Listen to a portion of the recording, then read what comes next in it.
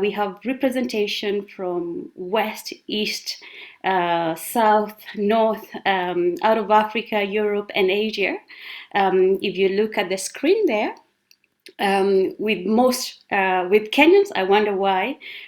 Biggest representation from Kenya, Nigeria. Also very interesting to see participation of participants from United Kingdom, the USA, and South Africa. So thank you very much and welcome to this conversation. The companies represented today from government, private sector, legal firms, and academia, and you can see the list of companies that are represented here today. I can see them. Unfortunately, you can't see everybody else, but I just want to thank you from whatever organization, whatever country you're dialing us from. Thank you for your interest and for participation in this webinar. So the AfCFTA crossed an important threshold this year when the trade commenced under this trade agreement. And I know a lot of us are questioning whether Africa has the capacity or whether we have the political will to actually make AfCFTA a reality. I'm delighted today to welcome incredible speakers. Some of them, if you followed the journey of the East Africa International Arbitration Conference, some of them have been with us in previous year, particularly Professor David Luke, our keynote, joined us, and Beatrice joined us back in 2018, where we hosted a panel dedicated to AfCFTA at the African Union. So I'm very pleased to welcome and thank each one of them for giving us their time to share their expertise, and also maybe to mention that it's great to see the Africans technocrats who are advising our governments and industries on what is the best practice and how best we can achieve this vision of an integrated continent where we trade better with each other. So allow me today before I invite our keynote, I want to say special thanks to our sponsor, A&K. A&K is no stranger to most of you, particularly African lawyers. It's a law firm that goes over and beyond to excel in whatever they do. I really want to thank them for being a financial sponsor and sponsoring this, making this webinar a possibility. I'm grateful to the AfCFTA for the continued support you've accorded us every time we've sought for resource and expertise or content to share with our partners. You've always responded to our requests. So thank you to our partners, AfCFTA and A&K, for sponsoring this webinar. And Luisa, who is representing the firm, will talk to us a little bit about their new international trade law practice and how they are contributing to the discussion on the trade development in the continent. It's my pleasure now to introduce our keynote speaker this morning, Professor David Luke. Again, he's no stranger to most of you who are interested in matters trade and Africa trade integration. So Professor David Luke is formerly the coordinator of Africa Trade Policy at the ECA, Economic Commission for Africa, but he has recently joined the LSC at the FIRO's Large Center for Africa, where he's the professor in practice and strategic director at the center. I think it's important to note that Professor Luke and his team at the Economic Commission for Africa were very instrumental in preparation of the protocols that make up the Africa Continental Free Trade Agreement. And we're very pleased to welcome you, Professor Luke. Over to you. Good. Thank you very much, Agnes, and thank you to the team for setting this webinar up, and thanks also for inviting me for a second time. So clearly I did not make a hash of it the first time around, and so I have been invited again. It's always a pleasure to be a part of your meetings, and I have to say that I'm particularly pleased to see the leading role that East African lawyers are playing in regard to the AfCFTA and how it could be implemented. I have already shared my presentation. In the interest of time, I would not be going through all of the slides. but I will highlight a few and then I'll focus on the issue that we're discussing today, which is mainly around dispute resolution. So on the second slide, Steve, on the second slide, I've outlined the issues to be discussed. On the third slide, um, I've, tried to again bring out what is the rationale of the AfCFTA. Basically, it's a means of consolidating the African market, which is quite fragmented. There some 55 African economies, and the FCFTA consolidates this market. And of course, when you put this whole market together, is a 2.5 trillion market. And in the next slide, I show that also when you look at the population projections, we are seeing that the African population is going to grow significantly during the next 40 years. And the 40 years is within many of our lifetimes, many of you on this webinar. And so we need to be looking and planning ahead as to how the African markets could serve this growing population in terms of jobs, in terms of consumption needs, production needs, etc., and also in terms of Africa's place in the wider global economy. And in the next slide, Steve, I also show that the AfCFTA, its greatest promise is that when you look at African trade today, you see that most of it is trading in extractive commodities. But when you look at intra-African trade, although it is relatively small, the African exports, intra-African exports, exports of African countries to each other is significantly composed of industrialized goods, value-added goods. So you do want to grow this trade, and that's again part of the rationale of the AfCFTA to remove the barriers, the tariffs, the rules, ensure that you have clear, predictable rules, which we'll be talking about to ensure that this market can function adequately. And in the next slide, what I try to show is that we need to remind ourselves that trading with neighbors is really the way that the rest of the world is doing trade. And in this map, basically trying to highlight that the world trades in terms of regional blocks. Basically, that's where most of the trade happens. Of course, we also trade globally, and that will always continue. But it goes back to the old adage that you trade with your neighbors. And even if in ancient times in a village and I am producing grain, I exchange my grain with my neighbor for who is a hunter. So basically, this is what we have scaled up down the centuries, and we trade with our neighbors. But in Africa, we've had a problem with this in the sense that we have not been trading as much as we should have. But that also is part of our historical legacy, the way that we were inserted into the global economy, the legacy of colonial rule. But we can no longer stand on that. We need to change that. And that's part of what the FCFTA is about. And in the next slide, I try to give a quick map of what the FCFTA agreement is. And I will not, there's no time to get into this, but I'll just very quickly say that one of the four protocols that have currently been negotiated is of course the protocol on dispute settlement, which we'll be talking about. But there is also the agreement establishing the AfCFTA, which is focuses on the objectives, on who is eligible to be part of it, etc. The protocol on trading goods, services, and then the four more protocols that are being negotiated. And in the next slide, I try to very quickly show what the state of play is. That 36 of the 55 AU member states have actually ratified. They signed and ratified the agreement. Only 18 have not at this point in time. But different countries have different speeds for ratification.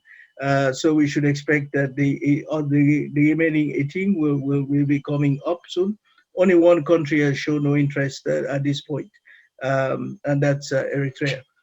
Then finally, before I come to the dispute settlement issues, in the next slide, which I'll skip this slide, Steve, and go on to the next one. and I'll also skip this one and just yes. And on this slide, just very quickly to say that the AfCFTA is a big deal. Ourselves at the UN Economic Commission for Africa, the World Bank, the IMF, UNCTAD, all the modeling is showing that exports would grow if the AfCFTA is fully implemented. It is showing that GDP will grow, and looking at different scenarios, depending on how the liberalization process occurs, it is showing that it's win-win for all African countries. Least developed countries, the developing countries, among the African countries, that wherever you are in the scale of development on the African continent, you will benefit from this agreement.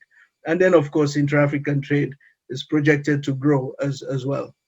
And in the next slide, just a reality check to say that yes, as we're expecting GDP or overall welfare to be impacted positively by the FCFTA, nonetheless, of course, in the short term, there will be revenue loss.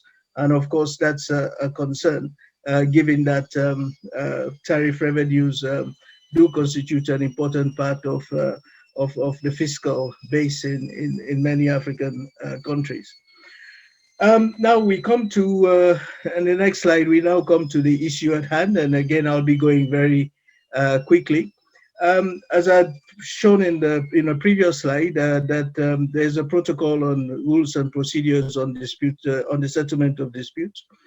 It is the third legal instrument that forms the overall AfCFTA agreement, and it provides for the legal and institutional framework within which disputes among the state parties of the FCFTA is to be conducted. And the main objective is that the dispute settlement process is meant to be transparent, accountable, fair, predictable, consistent with the provisions of the agreement. And in the next slide, I just try to give a quick visual of what the protocol says. It basically says that there are two routes for resolving disputes that arise in the course of implementing this agreement. That you can go the route of mediation, conciliation, diplomatic processes, and arbitration, and have disputes resolved that way. Another route would be to go through an initial diplomatic consultation, conciliation, etc. And if that doesn't work, a panel to be set up to look at the issues. And if that doesn't work, the protocol also provides for an appellate body that can give the final judgment on the issue at hand. So essentially, this is the structure of the dispute settlement protocol. And next slide. Just to emphasize that what the African member states are trying to do is to create a rules-based trading system on the continent. One, of course, that's predictable, that is based on the rule of law, and that can ensure against the reversal of the commitments that are made under the AfCFTA. In other words, it's a modern trade agreement based on rules that are accepted by everyone, and through which the benefits of open trade are meant to flow. Next slide, please. Of course, this throws open the question of opportunities for legal practitioners under the AfCFTA. And here I just want to quickly highlight two examples of how legal practitioners may participate in AfCFTA-related work. Firstly, is to serve as a vanguard for compliance and implementation, etc. And I think that's exactly what East African lawyers are doing through this kind of event, raising awareness about the FCFTA, discussing what the opportunities are from a legal professional point of view, and so on. And I think this is going to be critical because African countries don't like to sue one another. We have seen this in the way that the regional economic communities, the RECs, and their trade-related agreements have been implemented. It's very rare. I think there are very few cases, mainly in COMESA. I think we have seen one or two that where a dispute, a legal dispute, has been taken up and pursued. But generally, African countries tend to want to go the diplomatic route and not insist on rights and obligations. And I think the legal community, the legal profession should try to ensure that this does not become the norm, that the protocol on dispute settlement is followed through, that we do develop on this continent a culture of respecting what the law says, what the agreement says, and sticking to that. And of course, that over time will give us more experience of the kinds of cases that arise, the precedents and so on, which you as lawyers know so very well is important for good legal practice. Then, under the services protocol, of course, there is provision for professionals to be able to apply their profession outside of their own home market. So it's possible, it will be possible for lawyers to work with other lawyers in other countries, and for firms perhaps to expand through mergers, acquisitions, and so on. So lots of opportunities, not only on the substantive part of implementing the protocol on dispute settlement, but also in terms of providing legal services and supporting trade and investment related activities on the continent. Next slide. Um, and this is all in line with what we see happening elsewhere. Whilst the dispute settlement protocol has been modeled largely after the WTO system, and the WTO, of course, provides good practice, best practice for for trading rules and so on. So that has been the kind of model, but we see that on the NAFTA, which is now OMSCA or ASEAN, just these two examples, and certainly on the also the European Union, of course, that is a much more advanced system, but basically regional trade agreements do provide for something similar in terms of dispute settlement framework. Again, there's no time to get into all the details, but I've provided them. And in the next slide, again, elaborating on how these comparative frameworks work and so on.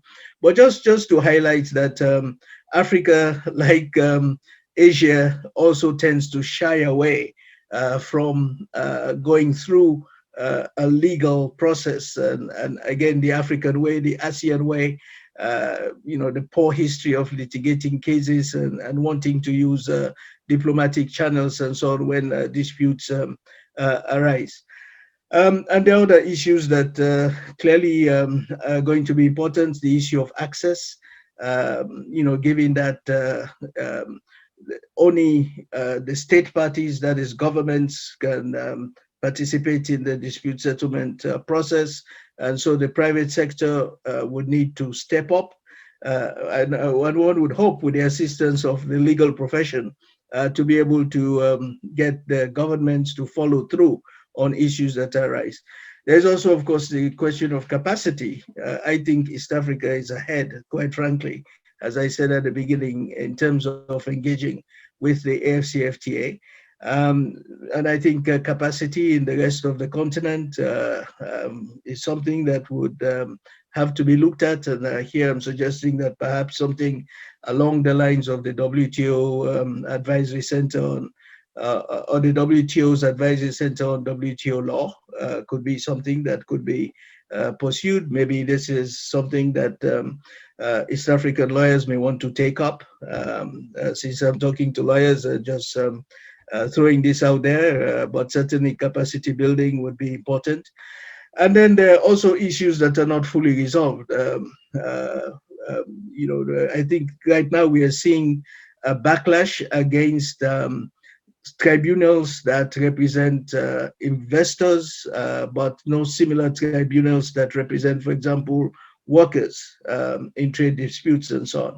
And more we are seeing pivoting towards state-to-state type of dispute resolution systems. The US, for example, is taking a very strong stance, we know, under the Biden administration against investor state type of dispute systems, and expressing a preference for state-to-state procedures. At least this is what the new U.S.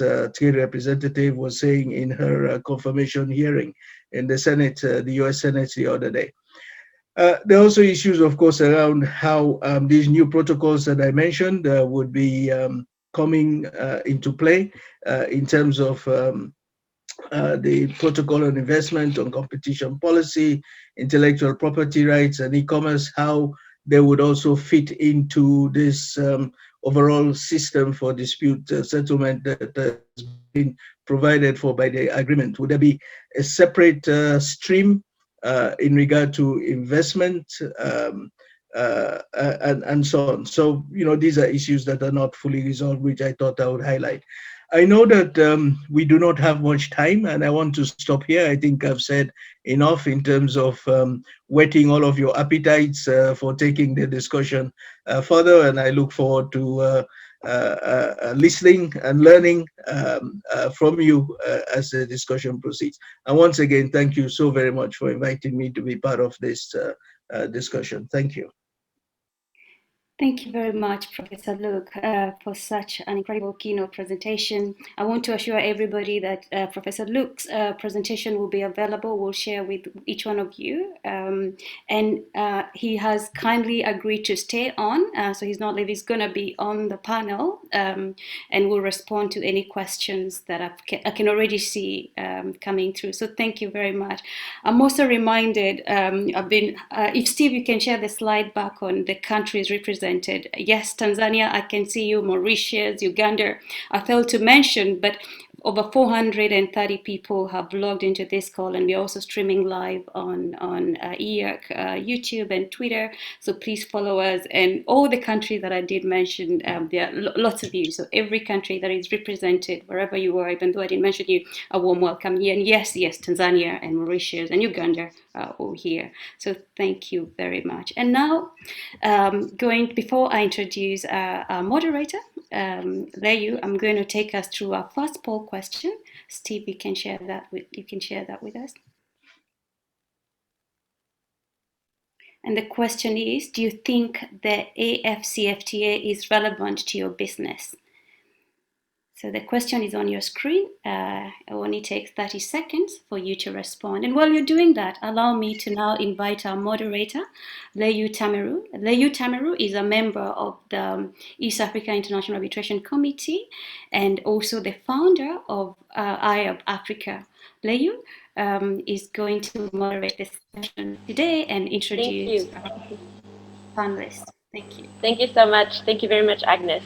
Thank you, Professor Luke, for that very enlightening opening statement. I'm going to introduce my panel one by one.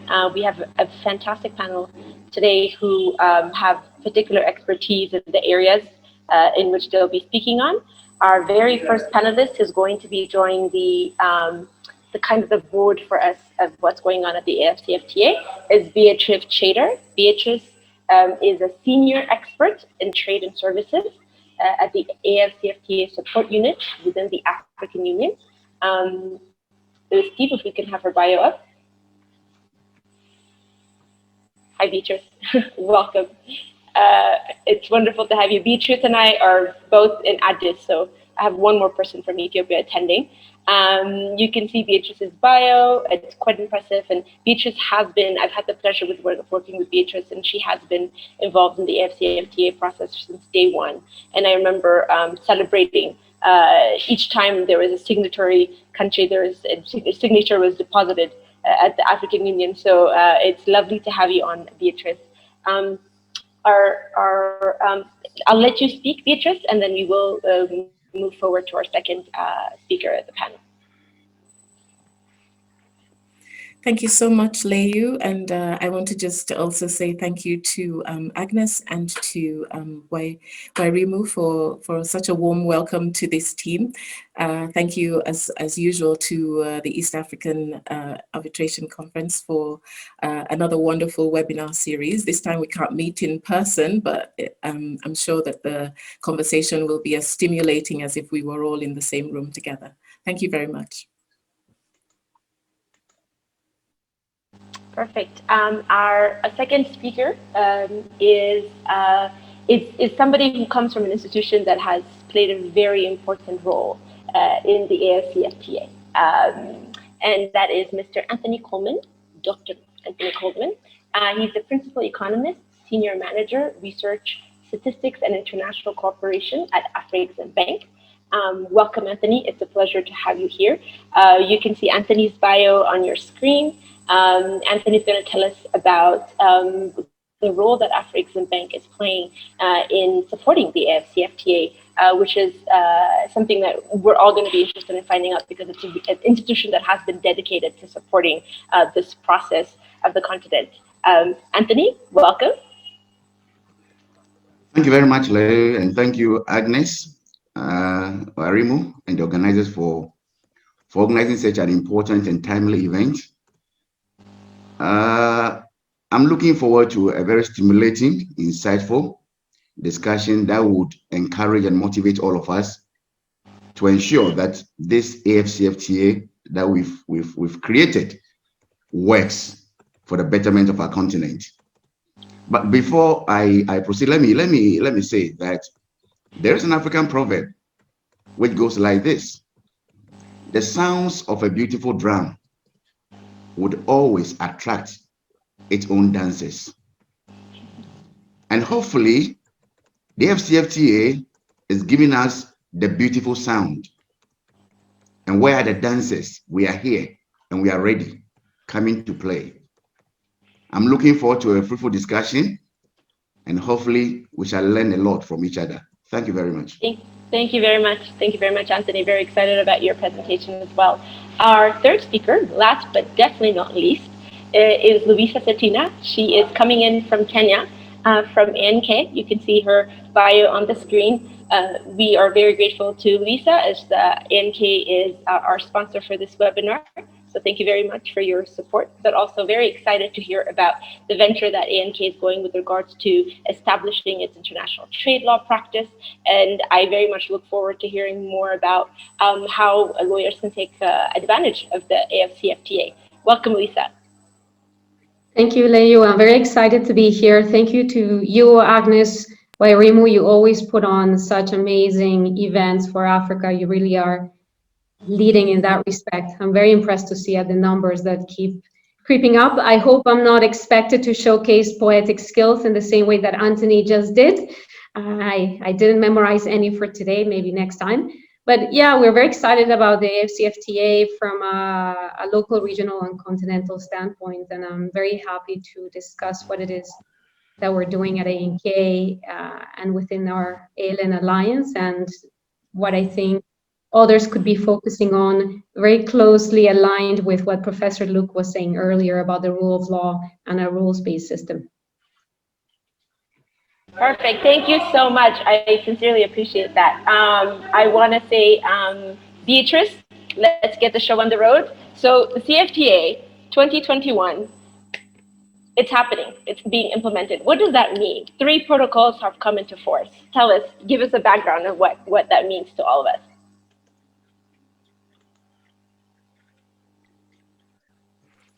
Thank you, Leo, and thank you for the opportunity to kind of set this stage for the discussion today. Well, you all know that the agreement was signed into law on the 21st of March 2018. It actually entered into force on the 30th of May 2019, so very quick after the deposit of the second instrument of ratification. The operational phase of the AfCFTA was launched in July 2019 with the introduction of a number of tools to enable trade on the continent, such as the Pan-African Payment System, which AfEximbank is helping us with, the AfCFTA Adjustment Facility, again, another AfEximbank partnership, and the online monitoring and reporting mechanism for non-tariff barriers. So trading under the AfCFTA started on the 1st of January 2021. And to date, there are 54 signatories, so almost universal signatory. And we have 36 state parties to the agreement, with Zambia being the latest to ratify. Now, you talked about the 3 protocols. So let's start with the protocol on trade in goods. This basically means, the start of trade, means that under the protocol on trade in goods, the 36 state parties should start liberalizing 90% of tariff lines. Those that are developing countries will do so over a 5-year period, and those that are LDCs, least developed countries, will liberalize over a 10-year period. The remaining 10% of the tariff lines are to be liberalized in the following manner. 7% of tariff lines designated as so-called sensitive products. Now, which products fall under this category will all be decided through negotiation, and that liberalization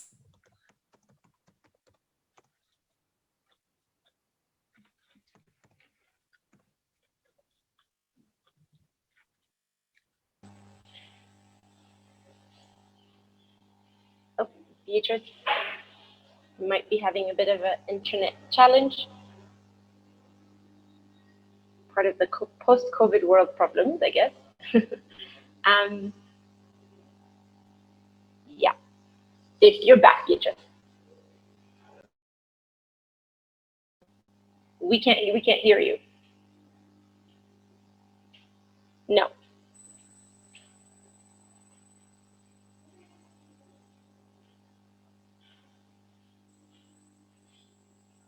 You're muted. You're Hello. muted. Oh, yes. Perfect. Okay. Yeah. Can you hear me? Okay. All right. So I was just explaining about the sensitive products and the fact that there are different liberalization schedules for the sensitive products. Developing countries will liberalize sensitive products within 10 years. Least developed countries will liberalize within 13 years. Then, so we've come to 97%. Now, what's happening with the remaining 3% of tariff lines? They will be in an exclusion list, but that exclusion list shouldn't undermine the objective of the AfCFTA, which is to improve and boost intra-Africa trade. So even that 3% of tariff lines shouldn't impact intra-African import values in a way that undermines it. So the limit is set at no more than 10%. That 3% should represent no more than 10% of intra-African import value. All of this is subject to negotiation, and especially on the exclusion list, it will be subject. Certain preconditions must be met. Namely, you must have an AfCFTA trade regime. That comprises tariff schedules, rules of origin, as well as trade and customs documents, under which you have products moving across countries in the AfCFTA as either imports, exports, or in transit. Now, tariff schedules indicate which products, customs duties, and other trade restrictions have been removed or reduced. They then enable those state parties to identify the products which would be traded under the preferential trade regime. Now, where are we on tariff schedules? So far, we have a total of 41 offers that have been made. Those will need to be negotiated and agreed. The deadline for conclusion of outstanding tariff negotiations has been set as June 2021. You'll come to understand that June 2021 is actually quite weighty because there's a lot hanging on that. Rules of origin provide the originating criteria for goods, meaning they set out the conditions that must be met in producing the goods to determine if they qualify for duty-free and other preferential treatment. So far, agreed rules of origin cover approximately 82% of total tariff lines. So it is possible for trade under the AfCFTA to start with those products among the 36 state parties. Again, Work continues to conclude these negotiations, and they must be concluded by June 2021.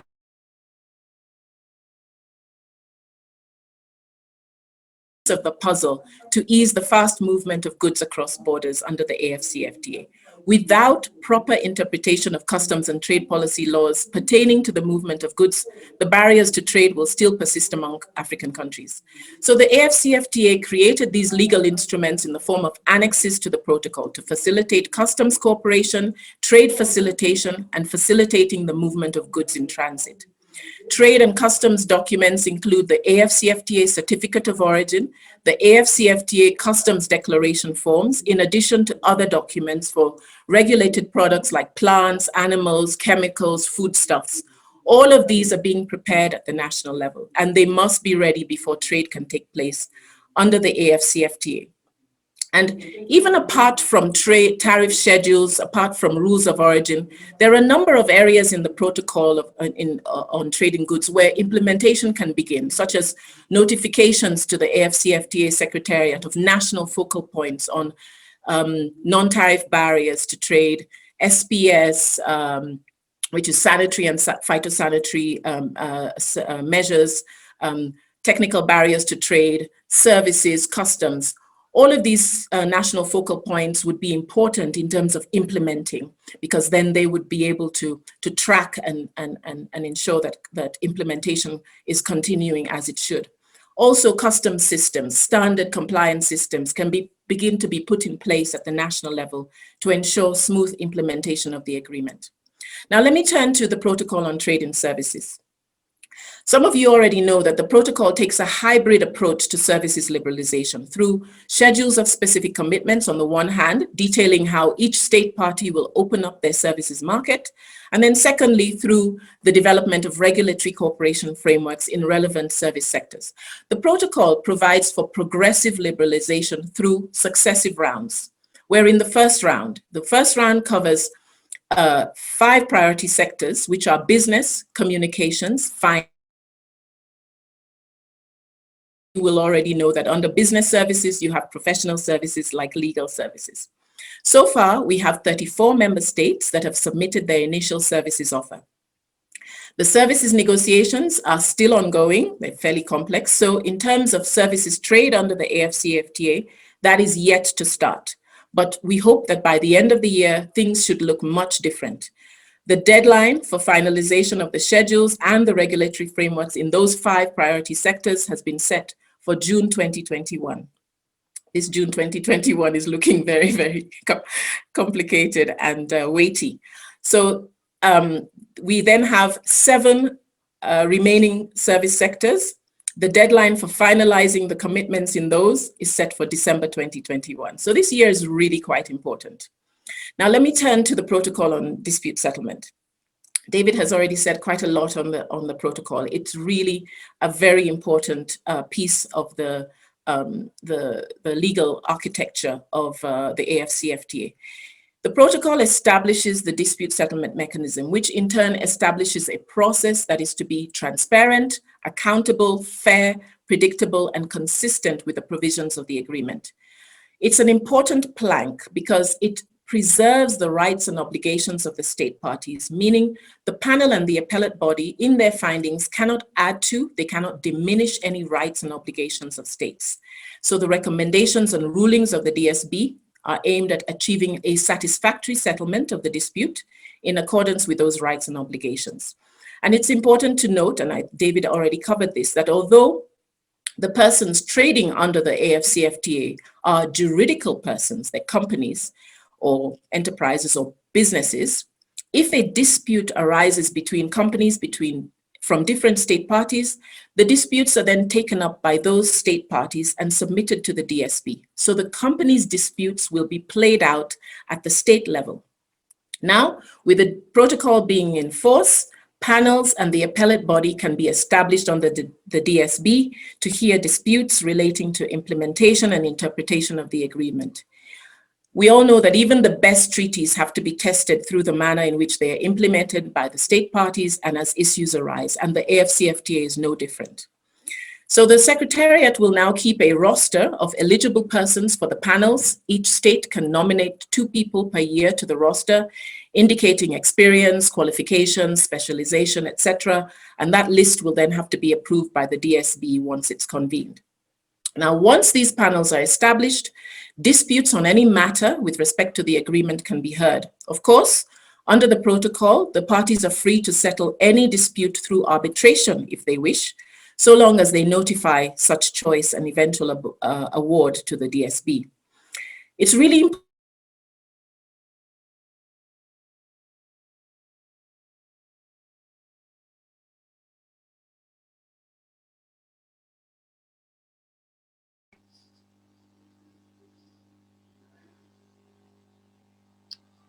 Looks like Beatrice is frozen, unfortunately. Perhaps, okay, let's see if she comes back. Perhaps the best. Beatrice, are you back? I'm back. Okay, perfect. Okay. Please go ahead. I Yeah, think you were wrapping up. Yes, I was just going to say a word or two on the phase 2 and phase 3 negotiations. Phase 2 negotiations, we all know, include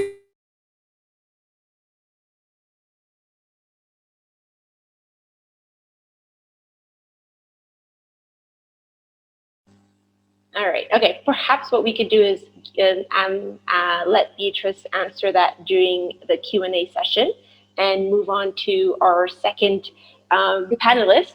Right. As I'm going to continue your beautiful words, poetic words, Anthony, and say we're beating the drums, and how is Afro-Exim dancing to the beat of these drums?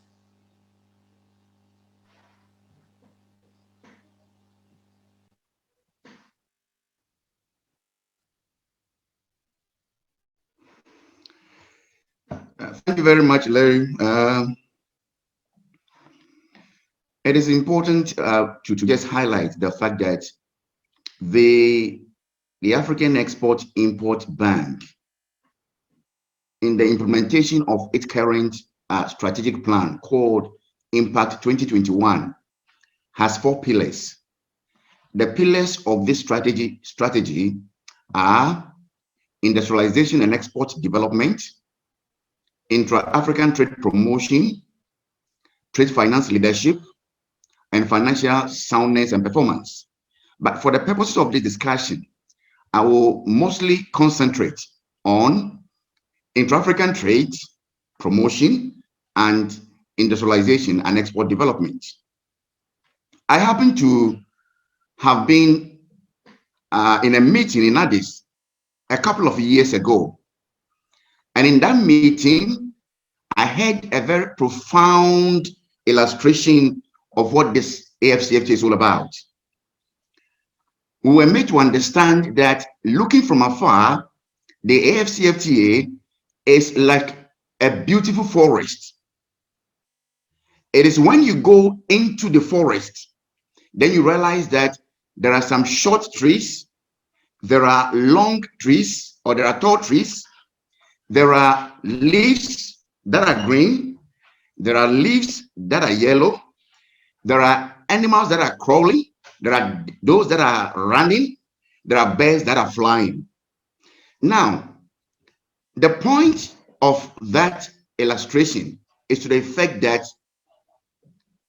within the AfCFTA, there are several actors, and each and every one of them must play its important role to keep that forest vibrant and to keep the AfCFTA alive.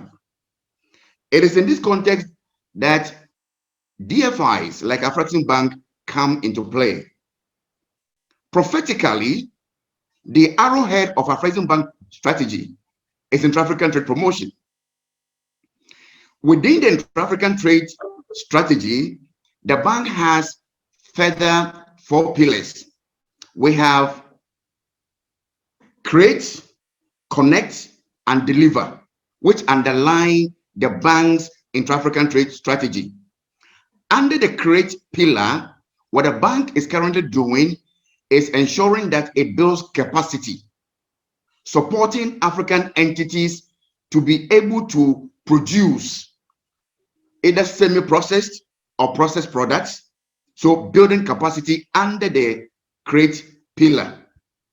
Under the connect pillar, the bank is working to ensure that when the goods are produced, we are able to link producers to buyers in order to ensure that the producers do not just store their products, but they're already buyers who are buying them.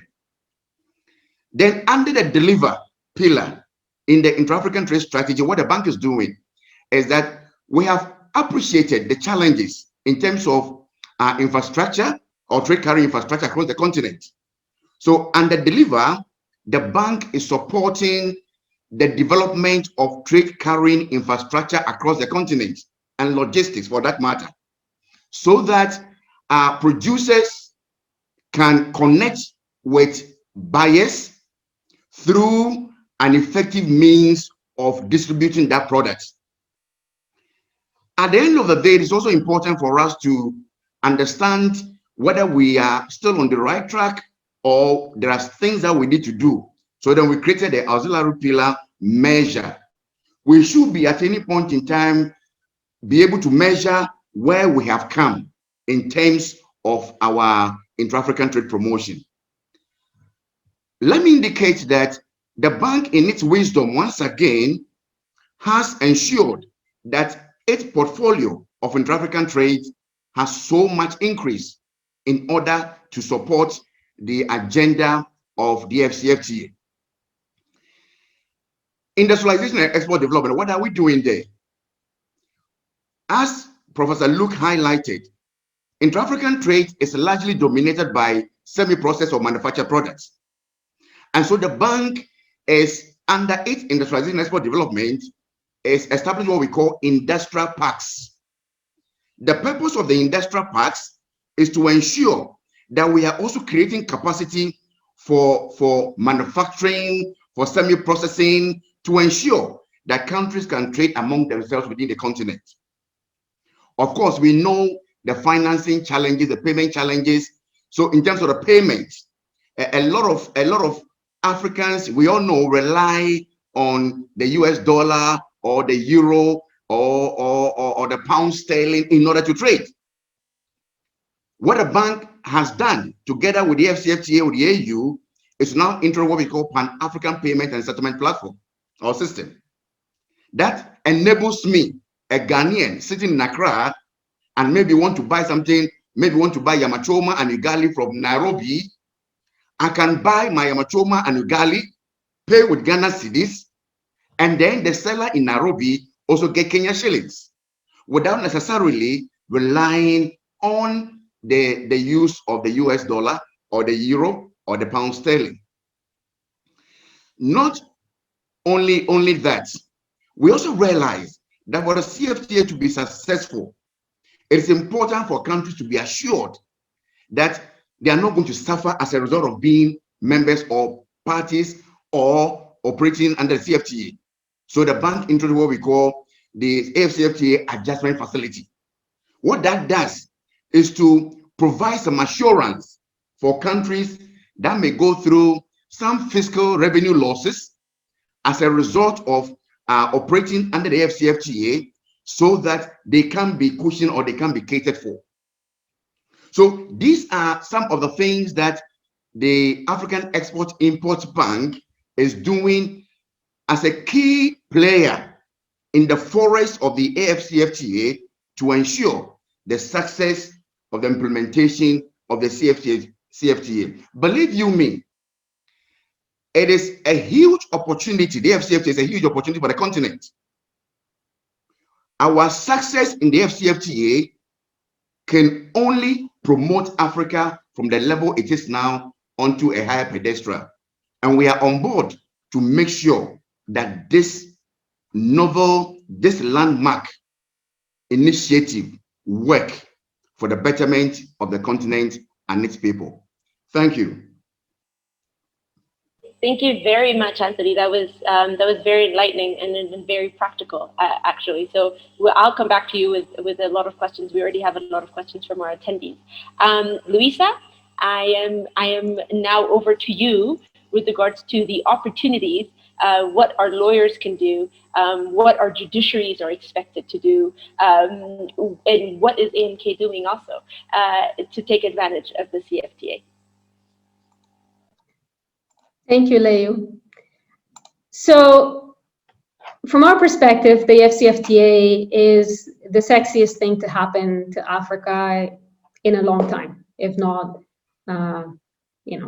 in recent history. And if you're a legal practitioner on the continent, you should be jumping up and down in excitement because of the opportunities that it provides, not just for the legal practice, generally speaking, but in terms of the economies of your countries and integration within the world economy and so forth. So I'm going to be talking very generally about some of the opportunities that we see, and I'm going to be encouraging you to please just join the fray. If you haven't been thinking about it very seriously, there are a lot of things that you could do. The AfCFTA will definitely shift the legal practice on the continent to a more international law-oriented focus, in our view. And this is going to be correlated very closely to the increase in the volume of the trade flow between the various countries that are within the free trade area. And therefore, that's going to mean that a lot of us are going to have to get very well acquainted with the technical aspects of the agreement, and that we're going to have to be advising a lot of people about the implications that it brings. So in terms of very concrete opportunities that we see, Beatrice spoke earlier about how the panels are going to be constituted within the dispute settlement body and how they're appointed or nominated by the states. So of course, that is a very obvious area. These panels are going to have to be appointed, and they're going to require people who are specialists in international trade law, in the AfCFTA, in just dispute resolution in general, in handling very complex cross-border issues as well as geopolitical issues. If you're very ambitious and you're looking forward, that is definitely an area that should interest you. There will certainly be a need for an increase in dispute settlement lawyers that specialize in international trade. And I've spoken to practitioners in this space in other more mature jurisdictions from a legal standpoint. And actually what they've said is that in some ways that market is saturated because international trade law has always been the subject of significant interests by law students and young practitioners, and there isn't necessarily enough opportunities for those people to join firms that have these types of practices. But that isn't the case for Africa right now. We have the opposite problem. We have a huge demand now and not enough supply of people who are sufficiently trained and experienced in this area. So that is a big opportunity that should be seized. There will be a need for dispute settlement lawyers who support the panelists in the dispute settlement process, as is the case under the WTO's dispute settlement body as well. You'll need people who are delivering on substantive legal advice and conducting legal and technical research, advising on procedural issues. And there will also be a need for dispute lawyers who are acting as legal counsel on behalf of the state parties that are going before the panel, the appellate body, or an arbitral tribunal. As you probably know, the AfCFTA will be comprised of various organs, the same way as the WTO. So there will, of course, be a need for people who work for those organs and who are legal specialists and have expertise in various areas, from issues like rules of origin, competition issues, legislative drafting, policy drafting, and so forth. There's an area that some international law firms have capitalized. There's one particular law firm in Switzerland called Van Baal that has really taken advantage of this, which is acting as trade remedies experts. So the AfCFTA provides for trade remedies in Part 5 of the Protocol on Trade in Goods and Annex 9 on the trade remedies. What these are basically measures taken in response to adverse trade practices like dumping. And just to give you an idea, between 1995 and 2020, there have been over 6,000 trade remedy actions initiated by WTO reporting members. It's about 240 a year on average. So that's a big opportunity. There will be, of course, a need for legal advisors to advise governments, the state parties, foreign governments, and of more interest to firms like ANK, for example, is advice to private parties who are trading between each other. They want to understand how the AfCFTA works, what it means to them, foreign investors who are also looking to capitalize on the opportunities that are generated, and that's a huge area. And as Professor Luke mentioned, it is very important that there is, as he called it, a vanguard, so a set of ambassadors or people who are spreading the word, who are explaining what the AfCFTA is, what it means from a practical standpoint, what it means from a political standpoint, and just making sure that we're upping the ante in terms of just living in accordance to the rule of law, ensuring that all these mechanisms are working properly, that the people under them are properly trained. And in that sense, there is a huge need for legal training. And I can tell you this from experience because we just announced the launch of this international trade practice, I think, in November of 2020. And we've already received so many requests for trainings that we can barely handle them because we ourselves need to first train ourselves before we can go out and train other people. So we've had to spend a lot of time learning the materials, reviewing the protocols, reviewing the drafts, trying to figure out what's going on around other overlapping agreements. For example, the negotiations between Kenya and the US on the free trade agreement, what's happening between Kenya and the UK on the economic partnership agreement, what the interaction of that is with the AfCFTA. So there's a lot of need for that.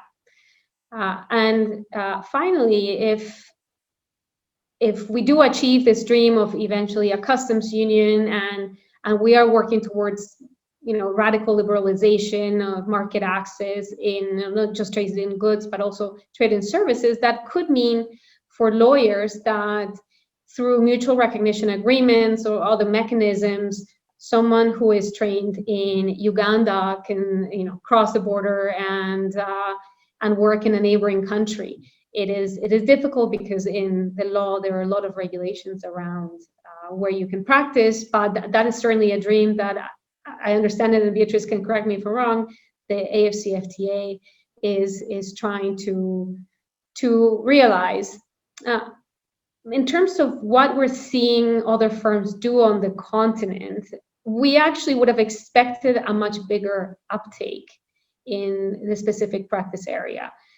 As far as we know, and I could be wrong, I think ANK was the first indigenous law firm to announce the launch of an international trade law practice that is dedicated to that. We understand Weber Wenzel in South Africa has also announced the launch of its practice or the existence of a practice. White & Case in South Africa as well, although White & Case is an international law firm that is already leading in international trade law matters, headed out of the Washington, D.C. office. But there is scope for a lot more. And if it is the case that for some reason East African lawyers are focusing more, I do encourage everyone else to start looking into this from all corners of the continent. In terms of what we are trying to achieve within ANK, there are a couple of things. There are the lofty goals that we've always set for ourselves. And you can see that more in the context of the Africa Legal Network, which is our wider alliance, and what we're trying to do with some of the entities within the alliance, like the ALN Academy. And that is truly and honestly, and that is not a for-profit arm of ALN. We are very committed to improving the rule of law on the continent, and we spend a lot of time, resources, and money trying to help with capacity building in that respect. And then from the perspective of ANK as a law firm and our fellow law firms in the other ALN countries, what we're trying to do is leverage our existing expertise in terms of taxes, tariffs, commerce, investment, dispute resolution, anti-corruption expertise, transparency issues, and just apply that to this new reality that we're trying to build. We are, very, very optimistic about the amount of work that will come out of this once everyone wraps their head around the implications of something as big as the AfCFTA. A lot of these law firms that I've mentioned that have launched these practices all happen to have either international or regional networks, but in my view, that is not at all a prerequisite for getting involved on international trade matters. There are many, many things that can be done in this space, and I encourage you to explore them. I'm happy to also chat to people on the side about this and about some of the ideas that we have in this respect. And that's it for me for now. Thank you. Thank you so much. Thank you so much, Luisa. Now, on to the awesome part of the event, which is the Q&A part. And I'm sure we have so many questions from our attendees. It's kind of difficult. So I'm gonna shoot straight at Beatrice and hopefully invite David to come in and comment as well. We received a very interesting question. Beatrice, can you potentially start telling us a bit about phase 2 and phase 3 of the negotiations that you were about to do earlier? But as you add that, there was an understanding when the AfCFTA was going to come, or at least going to start being negotiated, that African countries are to hold off on signing the VITs to see exactly, just so the negotiations can go until negotiations are done. The question that we have before us is, if the US and Kenya sign an FTA, is this likely to lead to disputes involving AfCFTA members in Kenya? And if so, how do you envision such disputes will be handled given the political risk? So I hand over to Beatrice and hope that David will come and say a word, if that's okay with you, David. So thank you, Leu, and that is a very interesting question. In fact, that's been very topical all last year as the two parties were sort of outlining their negotiation objectives. I had wanted to say at the end of my presentation earlier that you all know that the phase 2 negotiations, I wanted to let you know that the phase 2 negotiations will start during 2021. They have to be finalized by December 2021. So there's really not that much time left. And the phase 3, which very interestingly, and because of, in light of COVID-19 and the expansion and the growth in e-commerce across the continent, the leadership decided that negotiations on e-commerce should be included in which was supposed to be included in a phase 3, should now be kind of merged with phase 2. So again, those negotiations should be concluded by December 2021 as well. Now, turning to the question that you asked about, Leu, one of the provisions in the agreement is that if a state party signs a trade agreement with a third party after the entry into force of the agreement, of the AfCFTA agreement, the concessions that are given to that third party should then be accorded to all the AfCFTA state parties. So the negotiations, the concessions, or the content of the possible FTA between Kenya and the US are being looked at very carefully, because it could then mean that those concessions then have to be accorded to all the state parties of the AfCFTA. Now, whether or not that will bring up disputes under the AfCFTA, it very likely. I can't really sort of like stick my neck out and say what those will include. It seems to me that if, for instance, investment is included before the protocol, the AfCFTA protocol on investment is signed, then that also colors the negotiations for the eventual AfCFTA protocol on trade on investment. This broadened trade agreement with Kenya and the US, I think would have will be looked at very, very carefully to see how it will impact on the AfCFTA and the other state parties. I'll hand over to David because he can then give some further perspectives on that. Thank you. Yeah, perfect. David, can we pick your brain on this a little bit? Yes, Leyu, thank you very much. Yes, I think Beatrice has given a very loyally answer to the question and has laid it all out. And yes, of course, Kenya is well within its rights to negotiate with the third party. That is provided for. After all, it's a free trade area agreement. The AfCFTA is a free trade area agreement. But having said that, my own view, and this is where the freedom that I am now walking into as an academic and no longer having the shackles of having to stick to the script, so to say. My own view is that this agreement is premature.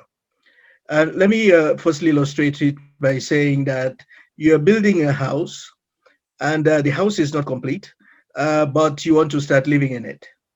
It doesn't quite work. You have to complete the house. But aside from that, academic analysis have shown that in terms of sequencing, the benefits that are projected for the AfCFTA on inter-African trade will flow insofar as the agreement is fully in force.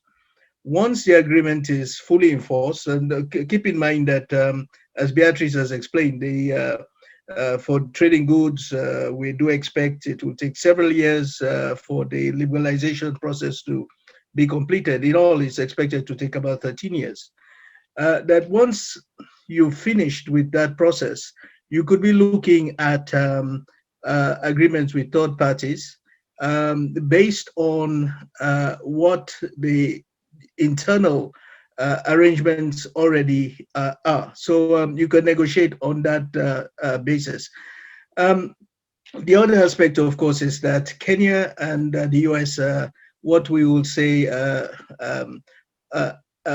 on asymmetrical economies. They're different in terms of the way their economies are structured. I don't need to elaborate on that. And there are always risks when you have a smaller partner negotiating with a bigger partner. And basically, we've seen this.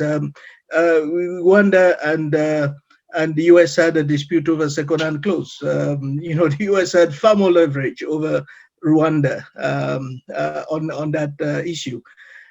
If Africa could negotiate trade agreements as a continental bloc, it would have much more leverage than trying to do this individually.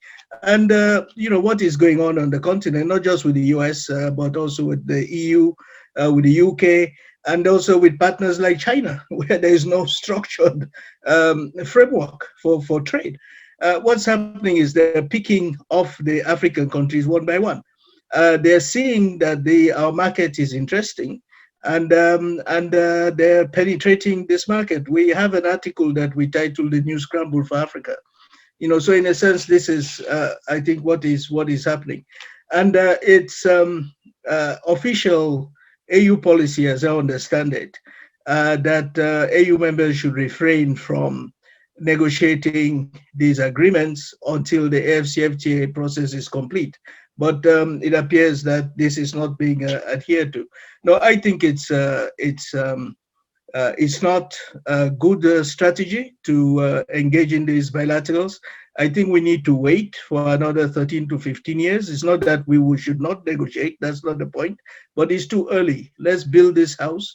And once the house is complete and we're sure about all aspects of it, then I think we can get into these negotiations. And meanwhile, we are the poorest. Let me end with this. I don't want to go on for too long. We are the poorest continent. We have the leverage to tell our partners, look, we're poor. We're trying to get our act together. Give us time. And there is a strong constituency in all of these countries, in civil society, even in the business community, to give us the time that we need. Our GDP that we are celebrating, 2.5 trillion, is less than just the UK alone. UK is about 2.9 trillion. This is 55 African countries, 2.5 trillion. So what are we talking about? I think we need to be careful. Otherwise, these benefits will not flow. The modeling results are very clear and it's on our side. We have all the arguments on our side. We should not throw it away. I absolutely share that sentiment, David.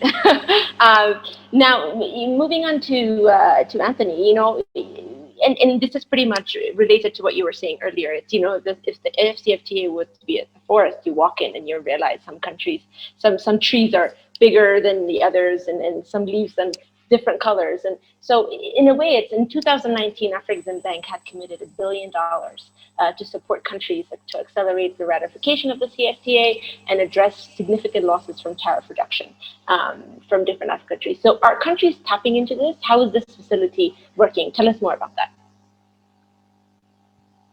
Thank you. No country has tapped into it yet. What has happened is that the AU has bought into it, and the bank is currently working with the AfCFTA secretariat, because some recommendations have been made to phase the structure of the facility, and so that is what is being worked on now.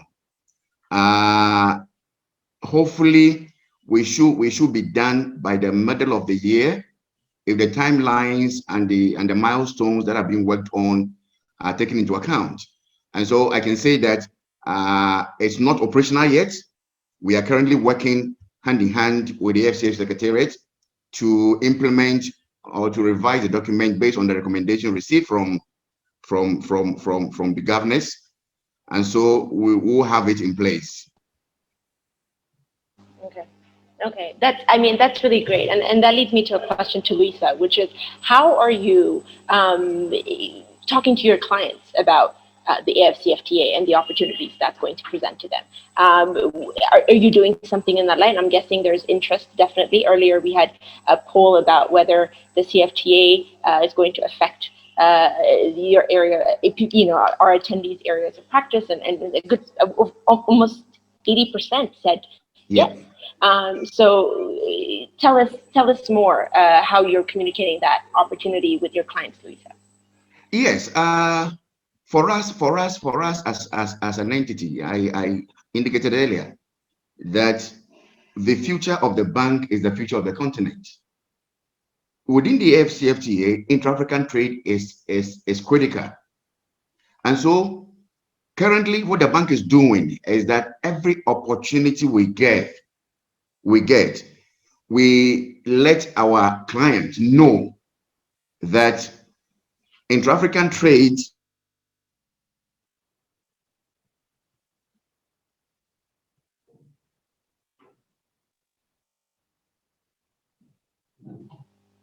I think we might have lost Anthony. In the meantime, Luisa, can you take on and answer how you're communicating with your clients? Sure. Yeah, on our end, we are trying to put together a number of initiatives on trade matters generally, not just on the AfCFTA, but as the sentiments expressed by Professor Luke indicate, also with regards to what's going on with the US, Kenya, FTA, the UK, Kenya, EPA, and so forth.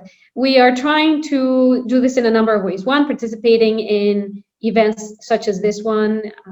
We're going to be doing another event with the British High Commission in a week's time, also on trade matters. So we're trying to speak about these issues and address them to our client base that we think is going to be impacted. We customize our invitations in that way. We're also trying to write quite a bit about it, articles in the papers, but also just legal alerts that we send out.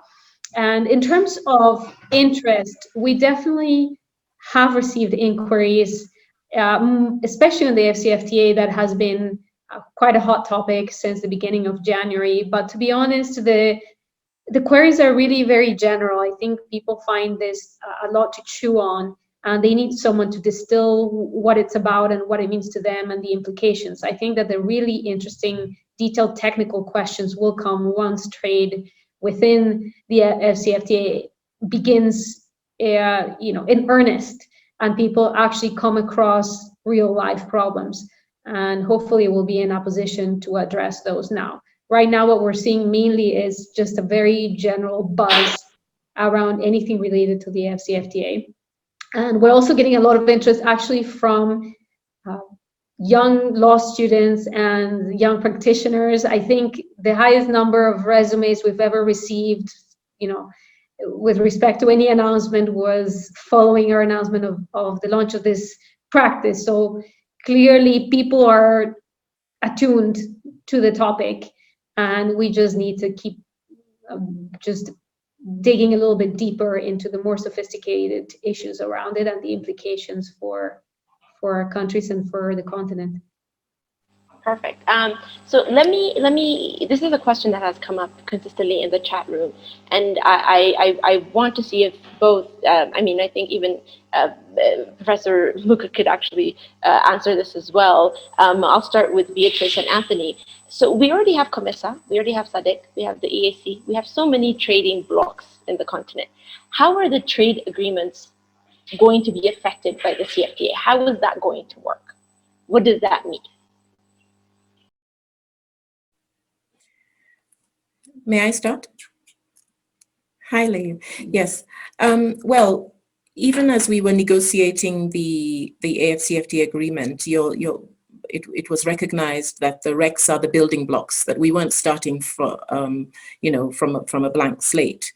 And so there is specific recognition in the preamble of the agreement that the RECs are the building blocks, and the RECs are the laws, the policies from the RECs are considered acquis for the agreement. And many aspects of the agreement have been benchmarked on the what is happening in the RECs already, what is happening in terms of either law or institutional processes, etc. So we are building on this foundation that's already there. And of course, there are some RECs that are more advanced than others in terms of treaty law or institutional structures, but we are learning from each and every one of them. So just to give you an example, in trade and services, for instance, in the EAC, there was more experience and expertise on if we looked at, we took the model of the WTO, but then we looked at what was happening in the EAC, we looked at what was happening in ECOWAS. ECOWAS has a lot of the regulatory frameworks that we are using at the protocol is this hybrid approach. So we looked at regulatory frameworks being developed under ECOWAS, and on the EAC side, we looked at what, in terms of commitments, scheduling, that kind of thing. So we are building on a foundation that's already there. Perfect, thank you. Anthony, can you add on this? No, I'm not sure I can add anything to that. I think she said it all, yeah. Oh, perfect. I'll ask David if you can come in and perhaps say a word. Yes, and what I would say is that two things. Firstly, when countries that are not in the same REC want to trade with each other, they have to do so not on preferential terms, but on WTO terms, because they're not. So Nigeria and South Africa, the two biggest economies, are not in a preferential area, and so trade on WTO terms. So Kenya and Ghana, to take the bigger economies, and obviously that kind of arrangement, you're losing potential business just given the fact of what the situation is. The second point I would make is that the economies of the RECs actually remain very small. Keep in mind what I said, just in terms of scale, that the whole continent, the continental GDP is 2.5 trillion or so. And when you slice this down to the RECs, it's even much smaller. So companies cannot grow within the RECs to scale, to the potential and the scale that the continental market offers. So I think that is the argument from an economic point of view for moving towards a continental system. But having said this, it would be my hope, since also the AfCFTA agreement provides for this, that we would see the RECs take on another role, not so much in trade liberalization, but in the sort of policy areas, especially dealing with supply side constraints, infrastructure, productive capacity, those sorts of issues, I think, and leave the trade arena to be handled and managed in a much more coherent way by the African Union on behalf of the entire continent. I think for me that would be the ideal and would be the most rational way for trade policy on our continent to evolve.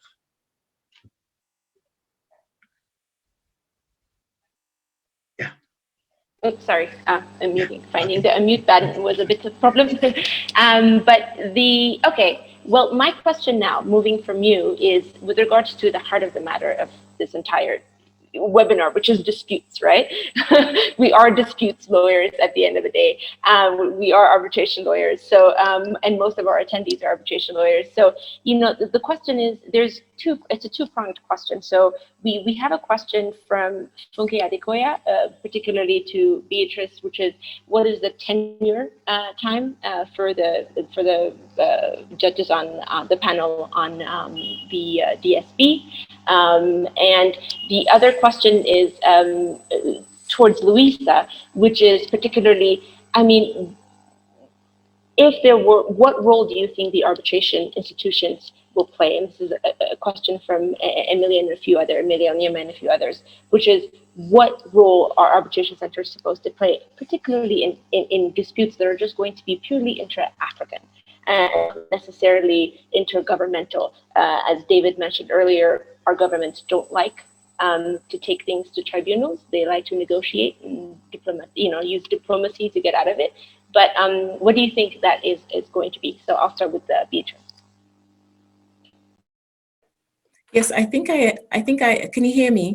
I think I had already answered the question that was posed about the tenure. So the DSB is the dispute settlement body, and that is kind of like a committee. It's going to be, the membership of that is going to be all the state parties basically fielding their legal representatives to that committee, and that committee will have oversight of the panels and the appellate body. Now, for the panels, there will be this roster that is kept by the secretariat, and each state party can suggest two names, giving curriculum vitae and all that kind of thing, specialization, to the secretariat, saying, oh, we have these excellent lawyers, they can serve on these panels whenever, and it will be then up to the DSB to choose which panelists are then attached to which case, based on impartiality and all this kind of stuff. And of course, if you have a particular dispute under the DSM, then your lawyer or your legal practitioner cannot be part of that case. So, and the tenure is going to also be decided by the DSB. These are all the things that will now be decided as part of the implementation process. Yes, Luisa, the roles of arbitration centers in purely commercial disputes. Sure, thanks, Leu. Yeah, actually, I wanted to throw this question back at Beatrice later if she can address it, because I'm pretty interested in the two-pronged approach under the AfCFTA. And the reason for that is that my understanding is that under the WTO, the dispute settlement mechanism has been extremely effective. One of the few bodies of that type that have actually worked very, very well as a rules-based system. And therefore, I would have expected that we would attempt to replicate that type of success on the continent and to rely on the system of panels and the appellate body. I think one of the appealing things about it, which in arbitration we wouldn't really have, is the ability to appeal a decision, right? With an arbitration, you have a final award, and then that's where things end, except in a very small set of circumstances. I do think that one of the reasons why arbitrations may have an advantage, though, is the general mistrust in the judiciary. I think Professor Luke alluded to this before, and that is that African states have traditionally been extremely reluctant to actually litigate trade disputes before the WTO. I think there are 4 African member states to the WTO, which is something like 27% of the total member states. So a significant percentage, and yet only 4 African countries have ever actually, been before the dispute settlement body on a dispute. And in all those instances, only Tunisia has been there as a claimant. In all the other cases, the other countries, which are some of the more developed countries on the continent, have been there as respondents. And I think, there are several reasons for that. One being, as Professor Luke had alluded to, the absence of leverage from the African countries vis-a-vis the trade partners, and probably the feeling that nothing much may be achieved if the other state refuses to comply with the decision of a panel or the appellate body. But there are other reasons as well, which is just probably potential fear in the continent about state party intervention in terms of the decisions that the DSB makes, feelings about corruption. I think something like 1/3 of Africans feel that members of a judiciary are corrupt. So because of those challenges that will need to be overcome, and hopefully successfully and relatively quickly by the AfCFTA in terms of developing trust in the institution, I do think that there could be a role for arbitral institutions to take on some of those matters and decide them in a forum that might be perceived as more trustworthy or more familiar to those who have a dispute. But my hope is that both can work in parallel, and I do want to hear from Beatrice about what the understanding is within the AfCFTA about what the interplay will be, because my understanding is when it comes to the WTO, actually arbitration hasn't really been used very much in that respect. Yeah, correct, Luisa. I mean, you're under fire, Beatrice, with regards to this.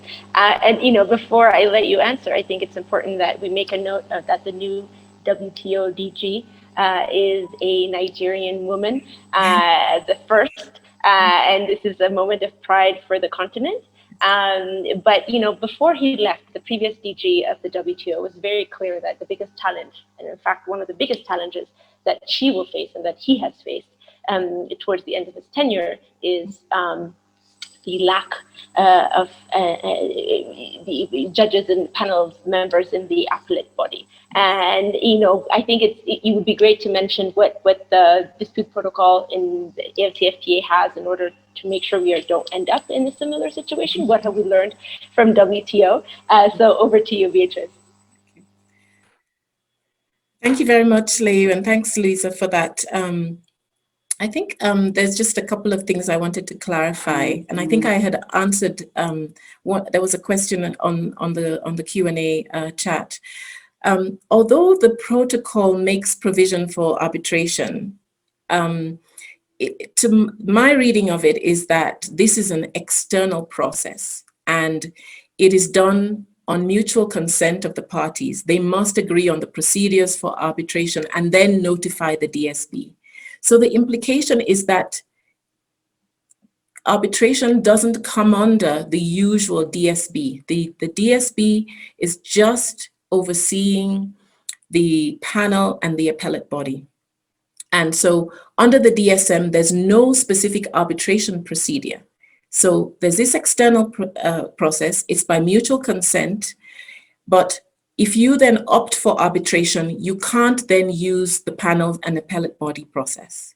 And then once you have your arbitration award, you notify it to the DSB for enforcement. And it's basically then goes under the same provisions of the Articles 24 and 25, dealing with recommendations and rulings of the panel and the suspension of concessions, etc. It's only at that point that the DSB can then, then enforce. If the losing party refuses to cooperate, then the matter can be referred to the DSB. But it's not as if the DSB then has oversight of this arbitration process. It's kind of separate. Then once you've gone and done what you need to do with the two parties, you then come and notify. And if you run into problems, then you get issues. But for instance, the DSB doesn't then have a roster of, say, arbitrators, commercial arbitrators that it keeps and then sets up the arbitration panel or anything like that.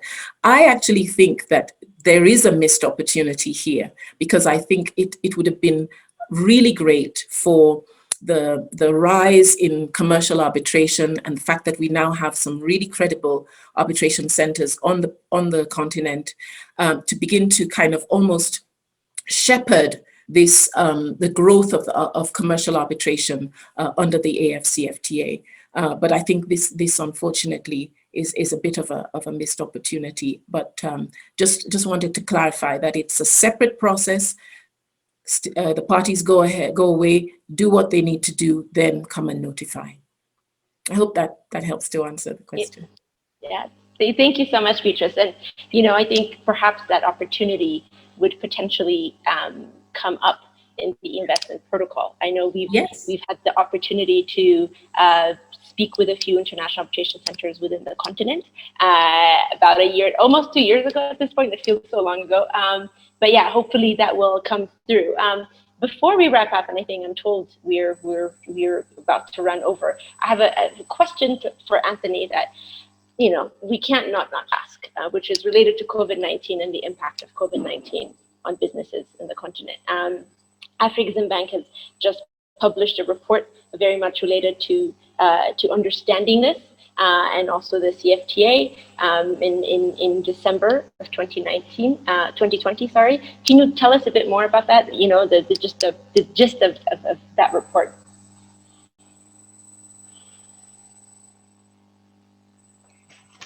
Which report is that? Are you referring to? The report on trade in Africa, focused on informal trade and impact of COVID-19 in Africa. Oh, okay. Are you talking about the bank's intra-African trade African trade report? Exactly. Yes.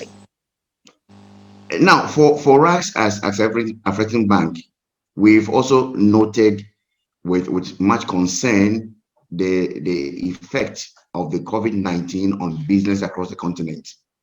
If you would recall, the very first thing that the bank did in March of 2020 was to introduce what we call the PATIMFA,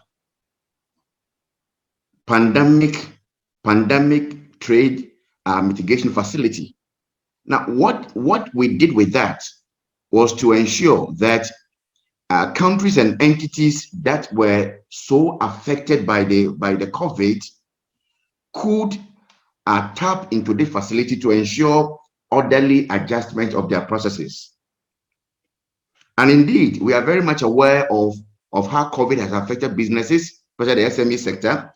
So what we have also done is to ensure, based on meritocracy, dealing with our clients, the number of years or months of grace period that can be given them, any facility that we can give also support the operations. We are also doing all of that. One other question that someone asked as a participant was to the effect that the person wanted to know whether the Pan-African payment system is working and where can he find it. I can only tell you that currently the bank is working with the 5 central banks in West Africa: Ghana, Nigeria, Sierra Leone, the Gambia, and Guinea. Now, so trial operations is targeted at May 2021, and then go live will be in June. So as we speak right now, we are working and putting the finishing touches together to ensure that we go live in June. And once that is done, the website and all that will then be made so public, and people can then go and access it. Thank you. Thank you very much, Anthony. As we are wrapping up our session, I would like to give each speaker 1 minute, just 1 minute, to highlight what they believe is a very notable point that they would like our attendees to take. Before that, I want to apologize to our attendees whose questions I was unable to ask. I hope you will get your answers either directly from our speakers, or that you're just going to have to wait for another session for us to be able to discuss this. Let me start with David. 1 minute. Well, I think the main takeaway is that, and all the panelists have touched on this, is that the AfCFTA is a huge opportunity for Africa. Actually, I'll go so far to say that if we are thinking about development on this continent, about poverty reduction, there is no alternative. I mean, no country has developed without having a robust trade profile, and it's not going to be different for any African country. So trade is our hope. Already trade revenues, multiple of revenues from all the other sources, all the other inflows into the continent, whether it's development assistance, it's remittances, it's foreign direct investment, trade revenues, multiple of those combined. So that just gives you an idea of the potential and the scale. So I think we have to get this right. And I have no doubt that the institutions that we have set up are in very good hands. These are people who know the issues very well and are passionate about the issues. And we wish them well, and we'll be following all the activities and supporting and cheering from the sidelines, and also criticizing when we need to, and that will be happening. So I think this is a great opportunity for the continent, and really want to see us make the most of it. Thank you so much, David. Beatrice?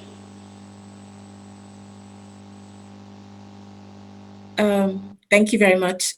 Thank you, Leo. This has been a really great conversation, and I'm really privileged to be part of it. I think flowing from what David said is that there does need to be, we have this tool as the AfCFTA. In order to use it, there has to be a mindset change across the board for all Africans, so that we move away from this stance of different fragmented countries and people to a more common stance of unity of purpose. And I think lawyers can play a huge role in this endeavor through their legal writing, their advice, their advocacy, their legal practice. We already see there's been a strong leadership and momentum on the AfCFTA that the heads of state and the ministers have provided. We witnessed the speed with which the agreement was concluded. It was ratified in record time. Now we have to ensure that that kind of mindset, that we can do things together, no matter what our differences are, that it percolates down to the ordinary African as the agreement is implemented by so many different stakeholders on the continent, whether they're customs officials, immigration officers, lawyers, doctors, all the types of professionals, engineers, to the entrepreneurs, the women that are part of the informal cross-border trade. All of us have a role to play and to use this tool that is now in our hands. Thank you. Thank you very much. So, Anthony, your 1 minute. Yes. Yeah. For us, my biggest takeaway is the fact that the AfCFTA has come to stay. And we are not saying it's going to be easy. However, we have an adage which goes like, if it is possible, it must be done. If it is impossible, it can be done. Let's make the AfCFTA work. Thank you very much. Thank you so much. That was very poetic and absolutely motivating. Luisa, 1 minute. Yeah, for the next seminar, I go before Anthony, okay? No, look, from my perspective, I agree with what has been said so far, which is just this prospect of a more joined up continent that actually believes in itself and that realizes this potential of building a platform or an institution that is well respected and trusted globally. The continent has the ability to become a global powerhouse, and I think that the AfCFTA is just that instrument that will allow ourselves to realize that potential. Thank you so much, Luisa. I am very honored to have moderated this panel. I have learned a lot, and I'm sure our attendees have learned quite a bit too. I want to, before I pass this on to Agnes, I want to thank my co-organizers for this seamless session. It takes a lot to put these things together. So, Erudijulag, Agnes Kita, Weru Mukaranja, thank you very much. And thank you very much for our attendees and our speakers. We are extremely grateful to you. Over to you, Agnes. Thank you, Leyu. Excellent moderation, and thank you to every of our speakers for your time and great insights. And thank you to all our participants who are still logged in and listening to us. It was more rather over to Arimo, who will take us to the next or close the session for us. Thank you, Arimo. Thank you, Agnes, and thank you, everyone. I would like to thank the whole panel, Professor David Luke, Leyu, Luisa, Anthony, Beatrice, excellent presentations. Thank you all. We still have a lot of options. We had I would say over 80 questions been answered, which is really excellent. So thank you very much to all participants. Now, I would like at this juncture to run an exit poll. You can have that on screen. Participants. Steve, if you can have the exit poll on screen. Follow.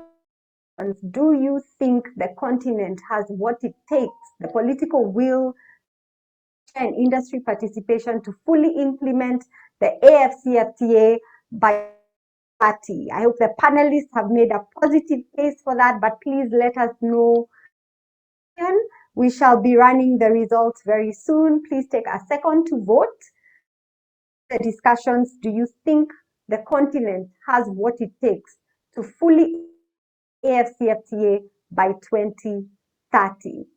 We shall close very shortly. Please take a moment to vote for that poll. And whilst that is also happening, like I said, I would like to thank participants. My goodness. Okay. So we have 50%. No, 21%. Not sure, 29%. Now, 50% yes, not sure, and no, 50%. So we have a 50-50 tie as to whether the continent takes. Positive, but again means a lot of work. Anthony, Professor David Luke, Luisa, it's up to you to do the and to give the continent a lot more, confidence and to bring on board into the continent adopting the AfCFTA by 2030. Now, I would like to thank our partners and sponsors this webinar, Anjawala and Kana LLP, who have national trade practice. Again, I'd just like to, Steve, if you can bios over so that our participants can see. I'd like to thank who joined us from the private sector, from governments, from the judiciary. I'd like to thank all the countries represented.